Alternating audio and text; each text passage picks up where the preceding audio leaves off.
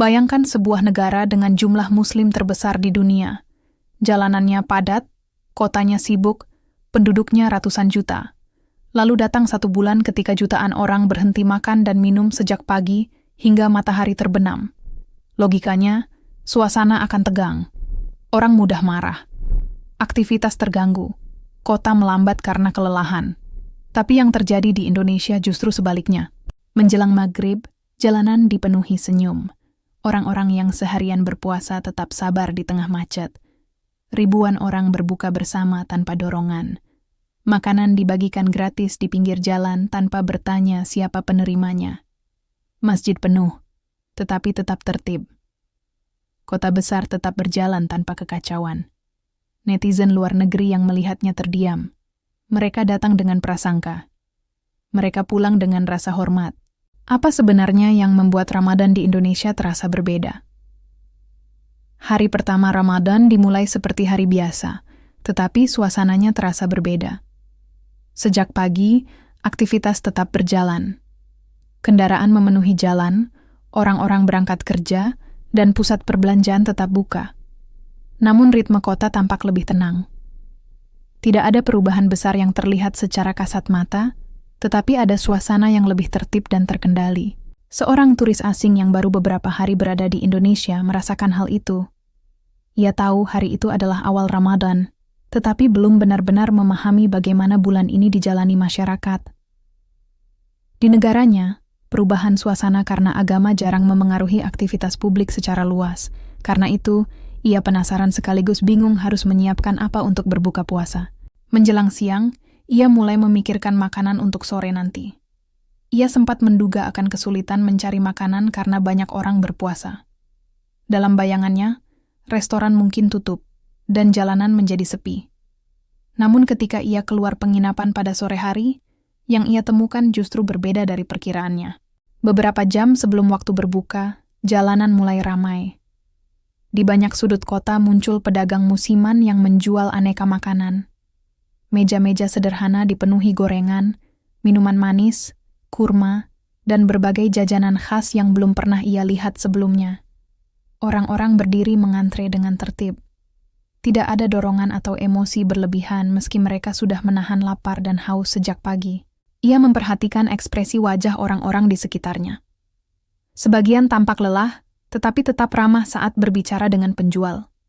Transaksi berlangsung cepat dan sopan. Pembeli mengucapkan terima kasih, penjual menjawab dengan senyum.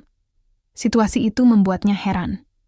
Ia membayangkan bahwa orang yang tidak makan dan minum sepanjang hari akan lebih mudah tersulut emosi. Kenyataannya tidak demikian. Ketika azan maghrib terdengar dari masjid terdekat, suasana berubah seketika. Percakapan berhenti. Banyak orang langsung membuka makanan dengan sederhana. Ada yang duduk di trotoar, ada yang tetap berdiri di dekat lapak, dan ada pula yang berjalan menuju masjid. Tidak terlihat kegaduhan. Masing-masing fokus pada momen berbuka. Turis itu akhirnya membeli beberapa jenis makanan dengan harga yang menurutnya sangat terjangkau. Ia kembali ke penginapan sambil memikirkan pengalaman barusan. Yang membuatnya terkesan bukan hanya banyaknya pilihan makanan, tetapi sikap masyarakatnya. Ia merasa diterima meskipun bukan bagian dari komunitas yang berpuasa. Tidak ada tatapan sinis atau perlakuan berbeda. Di malam hari, ia kembali keluar untuk melihat suasana. Masjid-masjid mulai dipenuhi jamaah sholat tarawih. Lampu menyala terang. Area sekitar masjid tertata rapi, dan petugas membantu mengatur kendaraan. Aktivitas berjalan terorganisir tanpa terlihat tegang. Hari pertama itu memberinya kesan awal yang kuat. Ramadan di Indonesia bukan sekadar perubahan jam makan. Ada penyesuaian sosial yang terjadi secara luas, tetapi tetap berjalan wajar. Kota tidak berhenti, hanya melambat dan lebih terkendali. Ia mulai memahami bahwa bulan ini bukan hanya soal ibadah pribadi, melainkan juga tentang disiplin dan sikap bersama dalam ruang publik. Menjelang waktu berbuka, suasana di berbagai sudut kota berubah cepat. Jalan yang sejak siang terlihat biasa saja mulai dipenuhi pedagang musiman. Mereka datang dengan gerobak, meja lipat, atau tenda sederhana. Dalam waktu singkat, Trotoar yang sebelumnya kosong berubah menjadi pusat penjualan makanan. Inilah yang dikenal sebagai bazar takjil. Seorang turis asing yang sejak sore berjalan menyusuri area tersebut berhenti beberapa kali untuk memperhatikan.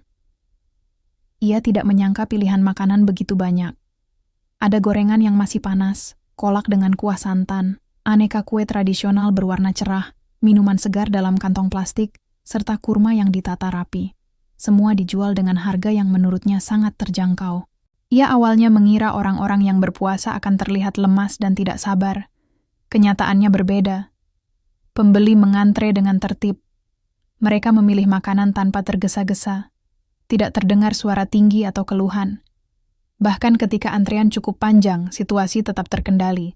Penjual melayani satu persatu dengan cepat dan sopan. Yang menarik perhatiannya bukan hanya keramaian, tetapi pola interaksi di antara mereka. Pembeli dan penjual berbicara singkat, jelas, dan efisien. Ucapan terima kasih dan senyum menjadi hal biasa. Tidak ada kesan transaksi yang kaku. Semua berlangsung alami. Ia melihat beberapa orang membeli dalam jumlah banyak, kemungkinan untuk dibagikan kepada keluarga atau rekan kerja. Kepadatan kendaraan di sekitar lokasi memang meningkat, tetapi tidak berubah menjadi kekacauan.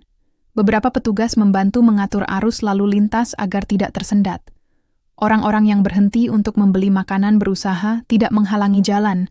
Ada kesadaran bersama untuk menjaga ketertiban, meskipun suasana sangat ramai. Turis itu mencoba berbincang singkat dengan salah satu penjual menggunakan bahasa Inggris sederhana. Penjual tersebut menjelaskan bahwa momen menjelang berbuka adalah waktu paling sibuk selama Ramadan. Dalam beberapa jam saja, dagangan bisa habis. Setelah itu, mereka akan kembali ke rumah untuk berbuka bersama keluarga. Ia membeli beberapa jenis makanan yang direkomendasikan penjual. Saat membayar, ia sempat terkejut karena total harganya lebih murah dari perkiraannya. Tidak ada upaya menaikkan harga meskipun ia terlihat sebagai orang asing. Pengalaman itu memperkuat kesan positif yang sudah ia rasakan sejak hari pertama. Ketika azan maghrib terdengar, sebagian orang langsung duduk di tempat terdekat untuk berbuka. Ada yang berbagi air minum dengan orang di sebelahnya. Beberapa pengendara motor menepi sejenak hanya untuk membatalkan puasa dengan air dan kurma sebelum melanjutkan perjalanan.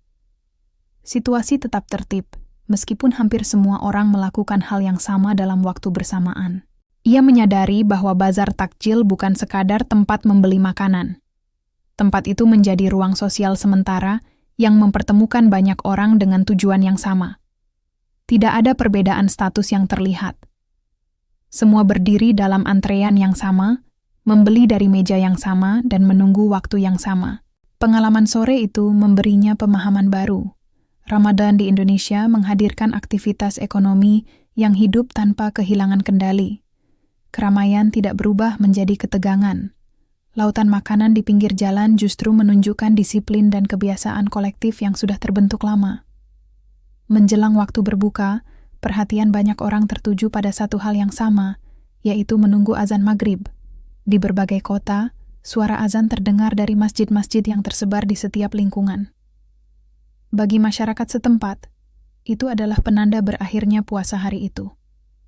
Bagi turis asing yang sedang mengamati, momen tersebut menjadi pengalaman baru yang tidak pernah ia rasakan sebelumnya.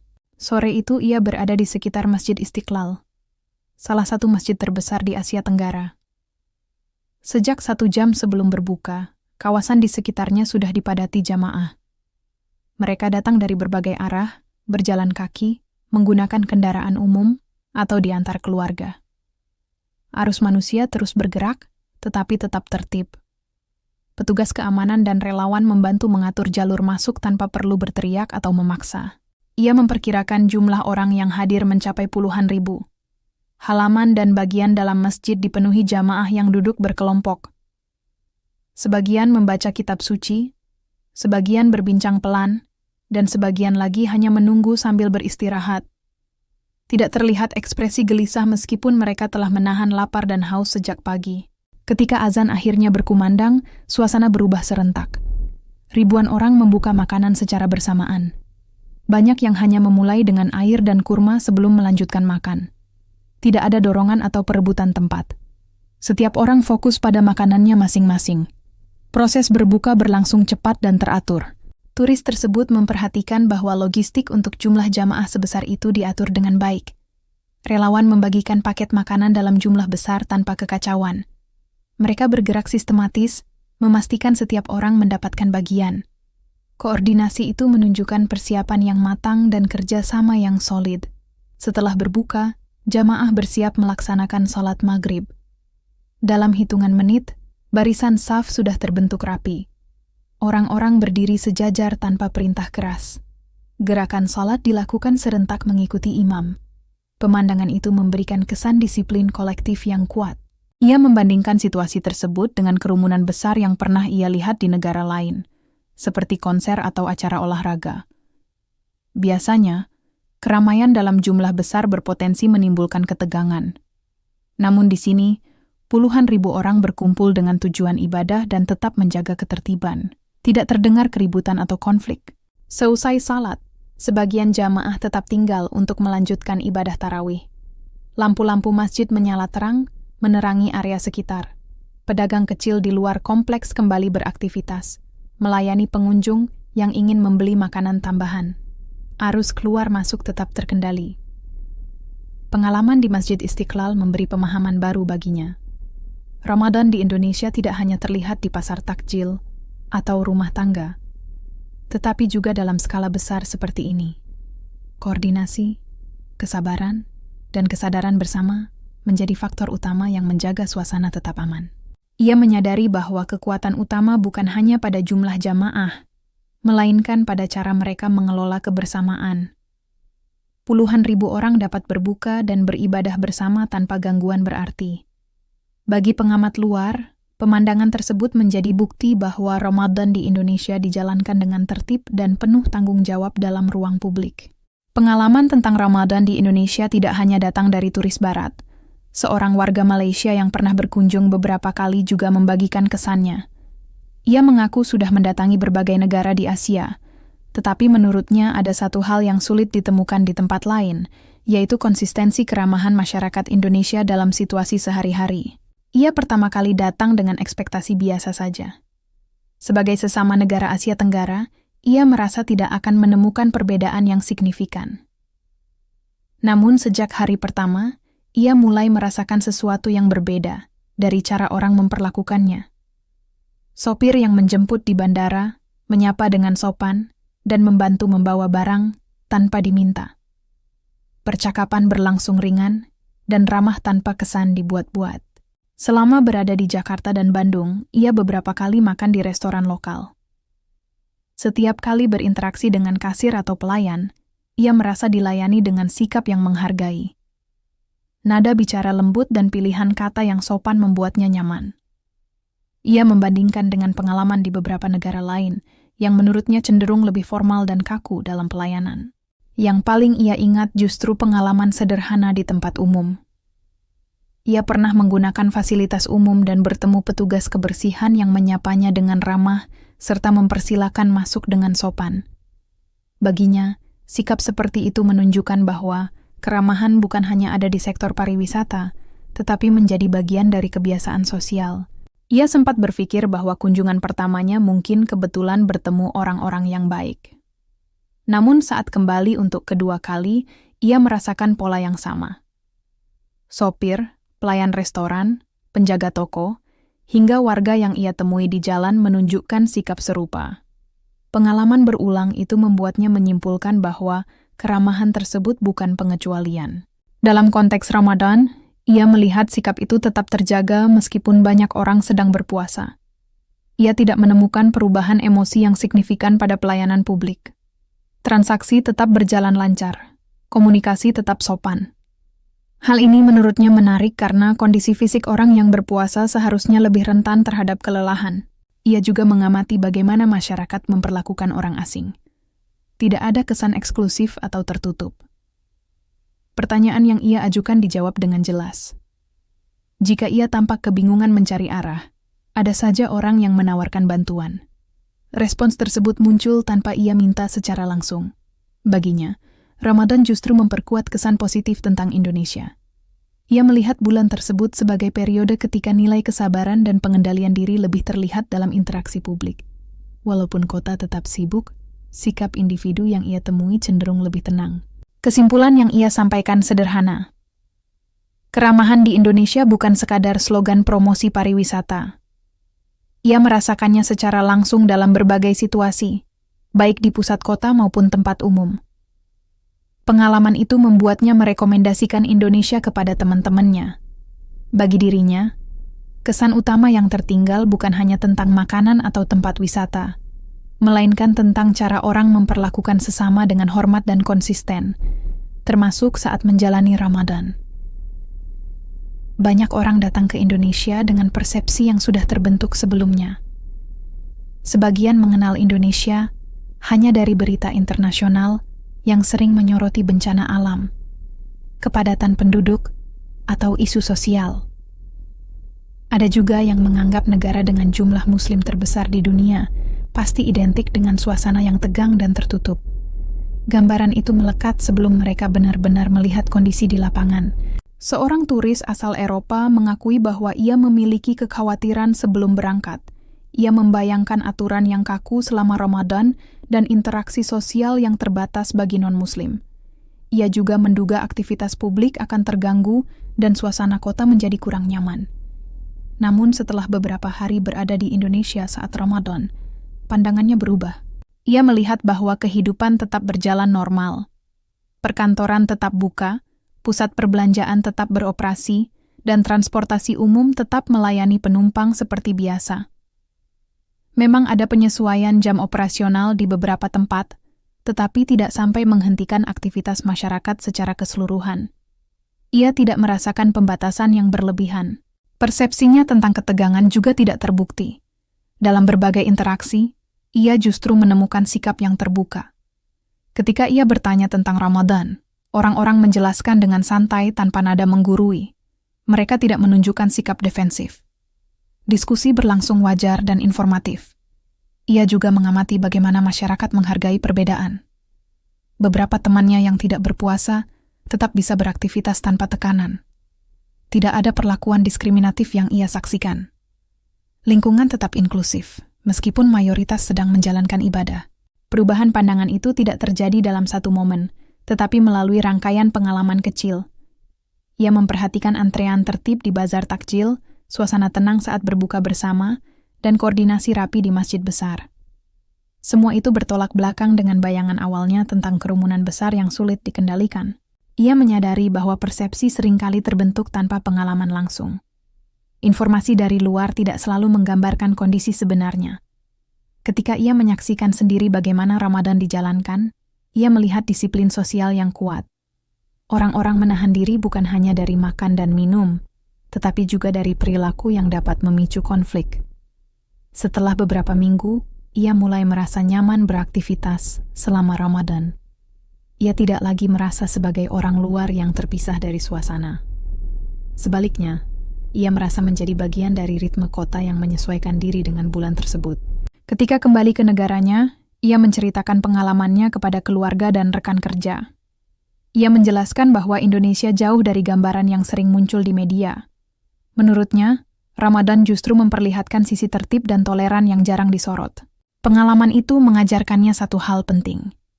Persepsi dapat runtuh ketika dihadapkan pada fakta. Indonesia yang ia temui bukan negara yang penuh ketegangan, melainkan masyarakat besar yang mampu mengelola perbedaan dan menjalankan ibadah secara terbuka tanpa mengganggu stabilitas publik. Seorang perempuan asal Meksiko membagikan pengalamannya saat pertama kali tinggal di Indonesia dan bertepatan dengan datangnya Ramadan. Ia mengakui bahwa sebelumnya ia hampir tidak memiliki pengetahuan tentang puasa dalam Islam. Di lingkungan tempat ia tumbuh, mayoritas masyarakat tidak menjalankan tradisi tersebut. Karena itu, ketika Ramadan dimulai beberapa hari setelah ia tiba, ia merasa terkejut. Di negaranya, sarapan dianggap sebagai waktu makan terpenting dalam sehari. Sejak kecil ia diajarkan bahwa tubuh membutuhkan asupan energi sejak pagi agar bisa beraktivitas dengan baik. Ketika mengetahui bahwa banyak orang di Indonesia tidak makan dan minum sejak fajar hingga matahari terbenam, ia langsung mempertanyakan dampaknya terhadap kesehatan. Ia tidak memahami alasan dibalik kebiasaan tersebut. Dalam pikirannya, menahan lapar dan haus selama berjam-jam terdengar berisiko, terutama bagi anak-anak. Ia bertanya-tanya bagaimana mungkin anak kecil bisa mengikuti aturan seperti itu. Ia juga membayangkan kondisi orang yang harus bekerja di luar ruangan dalam cuaca panas tanpa minum seharian. Meskipun memiliki banyak pertanyaan, ia memilih untuk tidak menyampaikan pandangannya secara terbuka pada awalnya. Ia menyadari bahwa topik agama adalah hal sensitif. Ia tidak ingin dianggap tidak menghormati budaya setempat. Karena itu, ia lebih banyak mengamati dan mencoba memahami dari jarak tertentu. Selama minggu-minggu pertama, ia melihat langsung bagaimana Ramadan dijalankan. Ia memperhatikan bahwa tidak semua orang diwajibkan berpuasa. Anak-anak, orang sakit, ibu hamil, dan beberapa kelompok lain memiliki pengecualian. Informasi itu sedikit mengurangi kekhawatirannya. Ia mulai menyadari bahwa praktik puasa tidak dilakukan secara sembarangan. Ia juga melihat bagaimana masyarakat tetap bekerja dan beraktivitas seperti biasa. Kantor tetap buka, sekolah tetap berjalan, aktivitas publik tidak berhenti. Hal ini berbeda dari bayangannya bahwa produktivitas akan menurun drastis.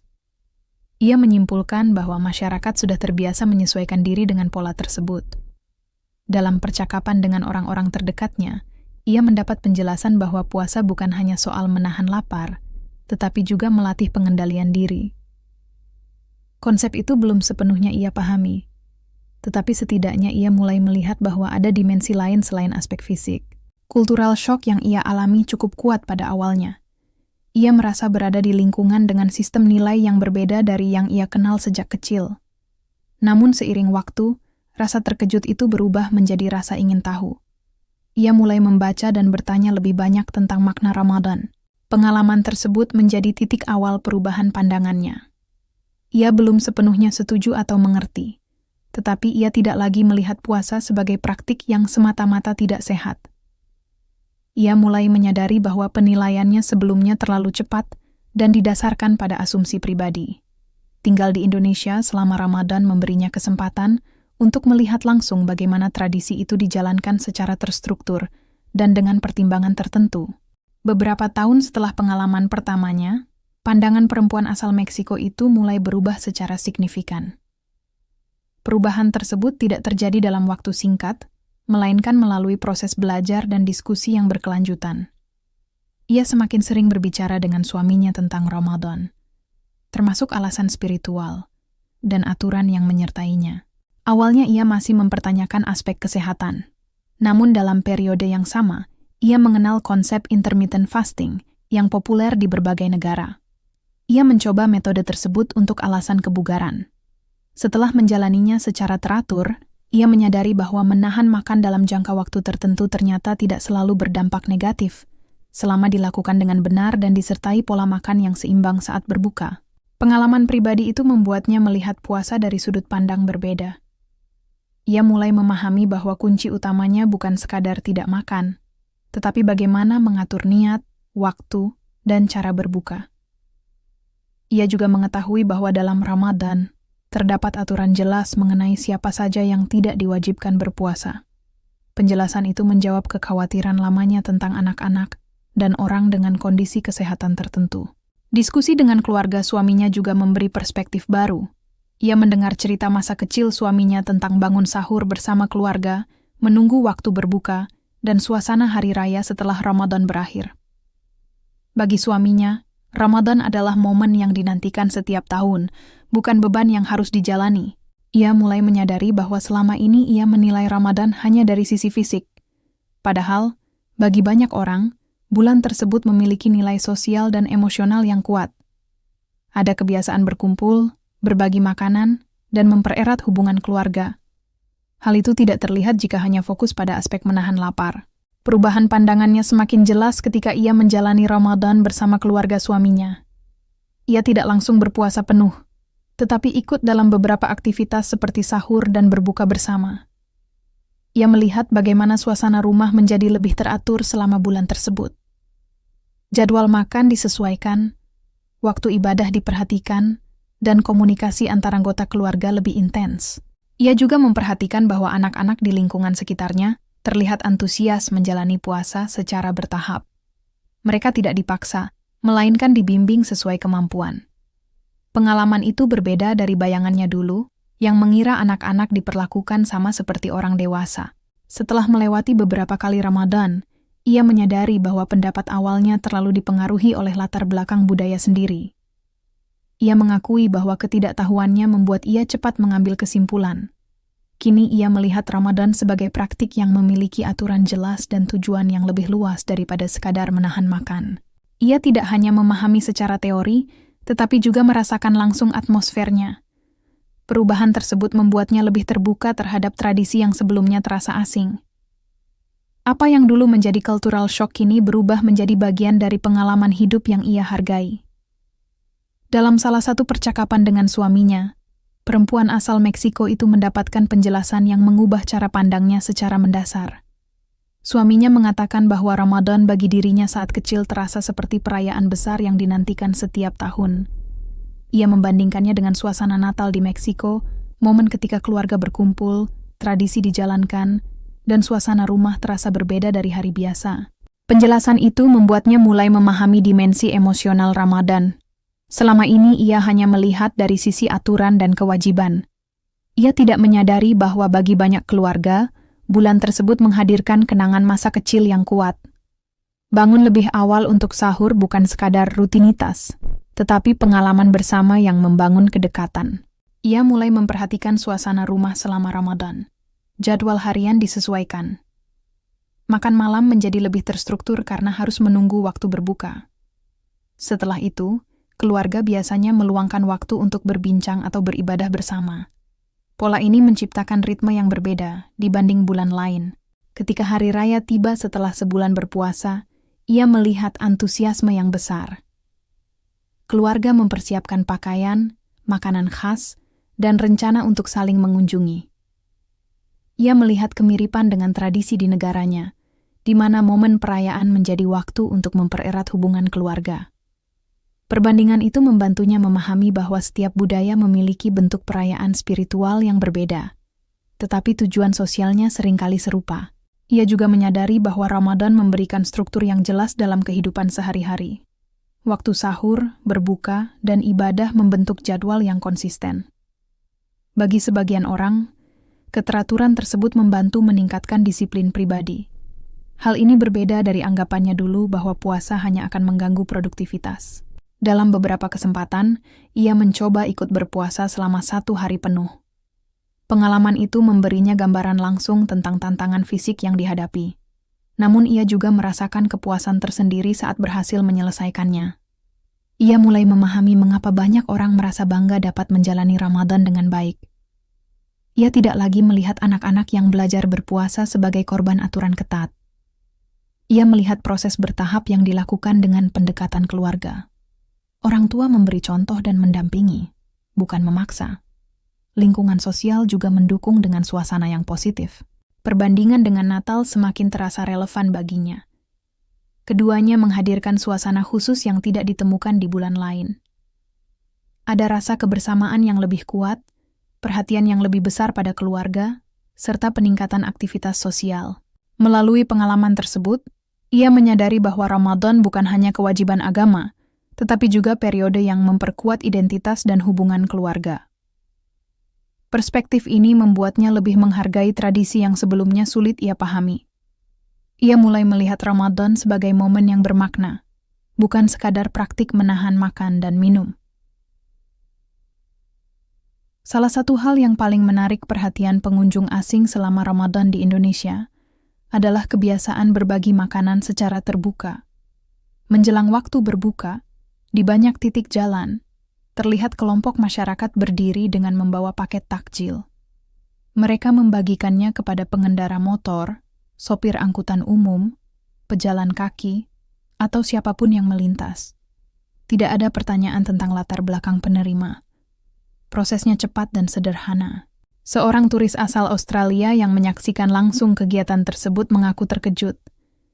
Ia awalnya mengira pembagian makanan hanya dilakukan di lingkungan masjid. Namun ternyata kegiatan itu berlangsung di berbagai lokasi, termasuk di persimpangan jalan yang ramai. Beberapa kelompok terdiri dari anak muda, sebagian lainnya keluarga atau komunitas kecil. Ia memperhatikan bahwa pembagian dilakukan dengan tertib. Pemberi berdiri di tepi jalan dan menyerahkan makanan saat kendaraan berhenti karena lampu lalu lintas. Tidak ada paksaan bagi pengendara untuk menerima. Jika seseorang menolak, mereka langsung beralih ke orang lain tanpa memaksa. Situasi tetap terkendali meskipun arus kendaraan cukup padat. Yang membuatnya semakin tertarik adalah sumber pendanaan kegiatan tersebut. Setelah berbincang singkat dengan salah satu relawan, ia mengetahui bahwa dana biasanya berasal dari iuran pribadi atau donasi sukarela. Tidak ada sponsor besar yang mendominasi. Inisiatif muncul dari kesadaran komunitas untuk berbagi selama Ramadan. Ia juga melihat variasi dalam bentuk bantuan. Selain makanan ringan dan minuman, beberapa kelompok membagikan nasi kotak lengkap. Ada pula yang menyediakan air minum untuk siapa saja yang membutuhkan. Semua dilakukan tanpa papan besar atau promosi berlebihan. Tujuan utamanya jelas, yaitu membantu orang yang masih berada di perjalanan saat waktu berbuka tiba. Dalam pengamatannya, penerima makanan tidak selalu orang yang berpuasa. Ada pengendara yang tampak ragu, tetapi tetap menerima dengan ucapan terima kasih. Pemberi tidak menanyakan apakah penerima Muslim atau tidak. Praktik ini menunjukkan bahwa berbagi selama Ramadan tidak dibatasi oleh identitas tertentu. Ia membandingkan pengalaman tersebut dengan kegiatan sosial di negaranya yang biasanya memerlukan prosedur administrasi atau pengaturan formal. Di Indonesia, pembagian takjil tampak lebih spontan dan berbasis kepercayaan.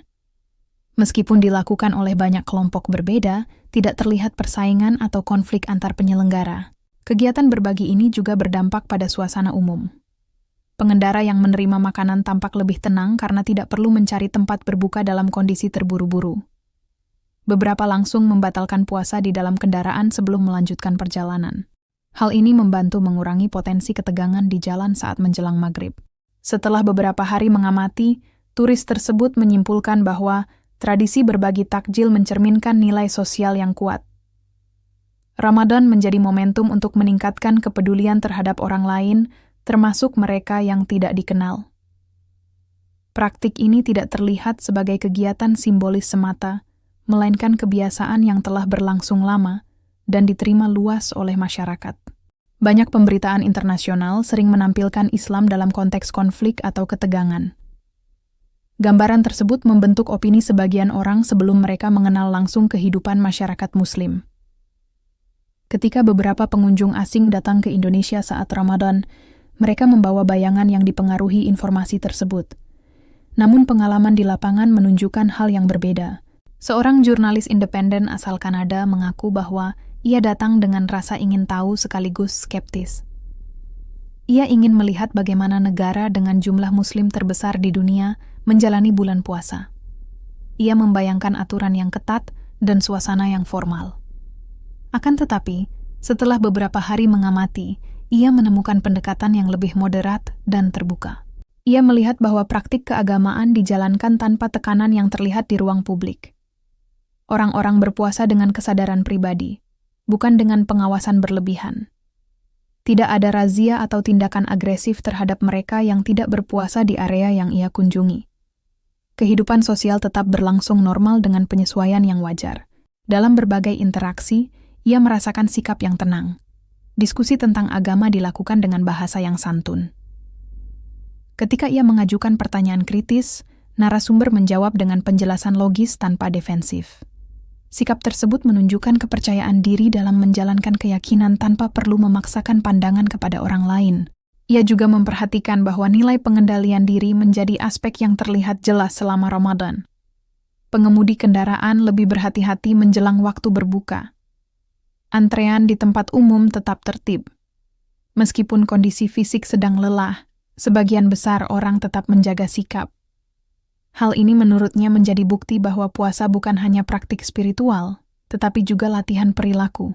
Selama berada di beberapa kota, ia tidak menemukan indikasi bahwa Ramadan menimbulkan pembatasan sosial yang ekstrem. Tempat wisata tetap menerima pengunjung. Hotel dan fasilitas umum tetap melayani tamu asing tanpa perlakuan berbeda.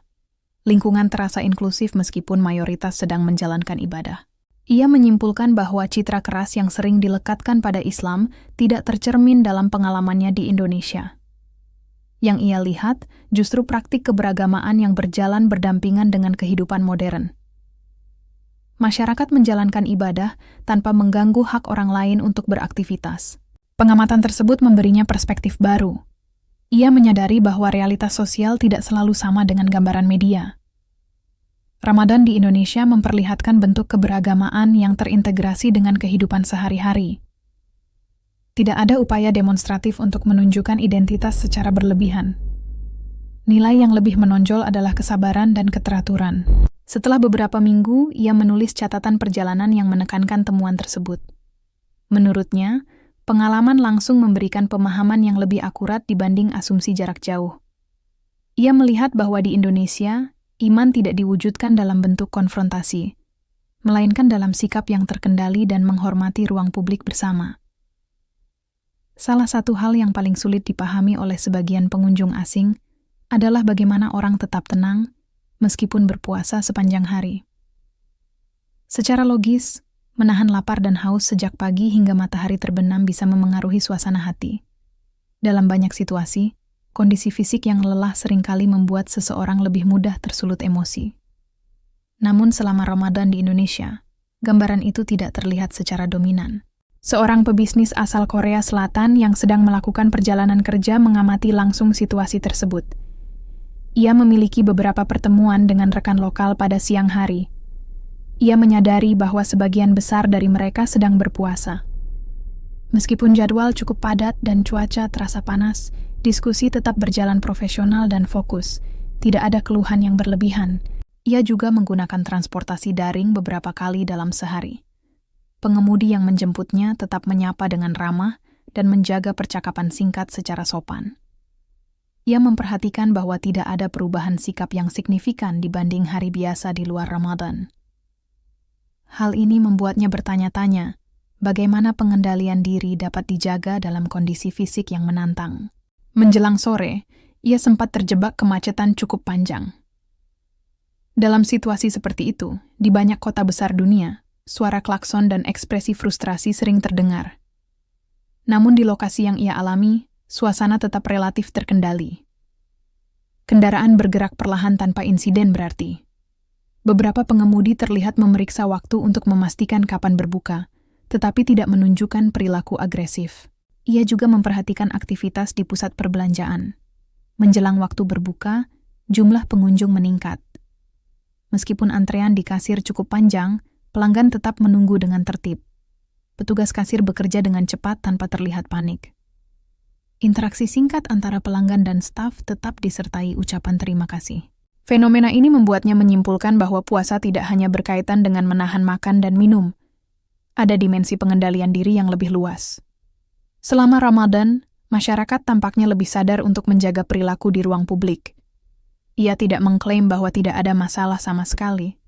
Tetapi secara umum ia melihat tingkat ketegangan lebih rendah dari perkiraannya. Dalam beberapa kesempatan, ia bertanya kepada rekan kerjanya tentang hal tersebut. Mereka menjelaskan bahwa Ramadan dianggap sebagai waktu untuk melatih kesabaran. Menahan emosi menjadi bagian dari ibadah, bukan hanya menahan lapar. Penjelasan itu memberinya kerangka pemahaman yang lebih jelas. Setelah beberapa minggu, ia melihat pola yang konsisten. Orang tetap bekerja, beraktivitas, dan menghadapi tekanan sehari-hari, tetapi dengan upaya menjaga sikap. Pengalaman ini mengubah asumsi awalnya bahwa puasa akan memicu ketidakstabilan sosial. Sebaliknya, ia menyaksikan bagaimana disiplin pribadi selama Ramadan justru berkontribusi pada ketertiban umum dalam kehidupan sehari-hari. Ramadan di Indonesia tidak hanya dijalankan oleh mereka yang berpuasa. Dampaknya juga terasa pada masyarakat yang berbeda keyakinan. Dalam berbagai pengamatan, terlihat bahwa harmoni sosial tetap terjaga meskipun latar belakang agama beragam. Penyesuaian dilakukan secara alami tanpa aturan tertulis yang kaku. Seorang mahasiswa pertukaran asal Jerman yang tinggal di sebuah kota besar, memperhatikan hal ini secara langsung. Ia tinggal di lingkungan dengan penduduk yang tidak semuanya Muslim. Selama Ramadan, ia melihat tetangga yang tidak berpuasa tetap menghormati waktu berbuka. Beberapa memilih untuk tidak makan atau minum di ruang terbuka pada siang hari, sebagai bentuk toleransi, meskipun tidak ada kewajiban resmi. Di kampus tempatnya belajar, Jadwal kegiatan akademik tetap berjalan. Namun dosen dan mahasiswa menunjukkan fleksibilitas ketika waktu berbuka tiba. Jika perkuliahan berlangsung mendekati maghrib, biasanya diberikan jeda singkat agar mahasiswa yang berpuasa dapat membatalkan puasa. Kebijakan ini diterapkan tanpa menimbulkan perdebatan. Ia juga melihat kerjasama di lingkungan tempat tinggalnya. Saat ada kegiatan berbagi takjil, beberapa warga non-Muslim ikut membantu menyiapkan dan membagikan makanan. Partisipasi tersebut bukan karena tekanan sosial, tetapi karena hubungan antar warga yang sudah terjalin baik. Kegiatan bersama itu justru memperkuat interaksi lintas agama. Pada malam hari, ketika masjid menyelenggarakan sholat tarawih dengan pengeras suara, masyarakat sekitar tetap dapat beristirahat dengan nyaman. Pengaturan volume dilakukan sesuai ketentuan lokal. Ia tidak menemukan keluhan berarti dari tetangga yang berbeda keyakinan. Hal ini menunjukkan adanya keseimbangan antara pelaksanaan ibadah dan kenyamanan lingkungan. Pengalaman lain terjadi saat ia menghadiri undangan berbuka puasa bersama teman sekelasnya. Di antara tamu yang hadir, tidak semuanya Muslim. Tuan rumah tetap menyediakan pilihan makanan yang bisa dinikmati semua orang. Suasana berlangsung santai tanpa pembahasan yang memicu perbedaan pandangan. Acara tersebut lebih menekankan kebersamaan daripada aspek formal keagamaan. Ia menyimpulkan bahwa Ramadan di Indonesia tidak menciptakan batas sosial yang tegas. Justru sebaliknya, bulan tersebut sering menjadi alasan untuk mempererat hubungan. Masyarakat memahami bahwa kehidupan bersama membutuhkan toleransi timbal balik. Sikap saling menghormati terlihat dalam tindakan sederhana sehari-hari. Mahasiswa tersebut mengakui bahwa sebelum datang ke Indonesia, ia membayangkan adanya jarak yang lebih jelas antara kelompok agama berbeda. Namun realitas yang ia lihat menunjukkan interaksi yang relatif harmonis. Perbedaan keyakinan tidak menghambat kerjasama dalam kegiatan sosial. Setelah beberapa bulan tinggal, ia merasa nyaman berada di lingkungan tersebut. Ramadan menjadi contoh konkret bagaimana masyarakat besar dapat menjalankan tradisi keagamaan tanpa mengurangi ruang bagi kelompok lain. Baginya, pengalaman itu memberikan pelajaran tentang pentingnya komunikasi dan saling pengertian dalam menjaga stabilitas sosial. Selama berada di Indonesia pada bulan Ramadan, banyak pengunjung asing menyadari satu hal yang konsisten. Negara ini tidak berusaha menunjukkan identitasnya melalui pernyataan keras atau simbol yang berlebihan. Praktik keagamaan berjalan apa adanya dalam kehidupan sehari-hari. Tidak ada kampanye besar yang memaksa orang untuk mengakui sesuatu. Yang terlihat, justru kebiasaan sederhana yang dilakukan secara terus-menerus. Seorang peneliti sosial asal Inggris yang melakukan observasi lapangan mencatat pola tersebut. Ia memperhatikan bahwa nilai yang sering dibicarakan, seperti kesabaran dan kepedulian, tidak hanya muncul dalam pidato atau spanduk, tetapi terlihat dalam interaksi kecil. Orang memberi jalan di antrean, menahan emosi saat lalu lintas padat, dan berbicara dengan nada yang lebih terkendali. Ia membandingkan pengalaman itu dengan beberapa tempat lain yang pernah ia kunjungi, di mana identitas keagamaan sering ditampilkan secara demonstratif. Di Indonesia, ekspresi keagamaan lebih terintegrasi dalam rutinitas harian.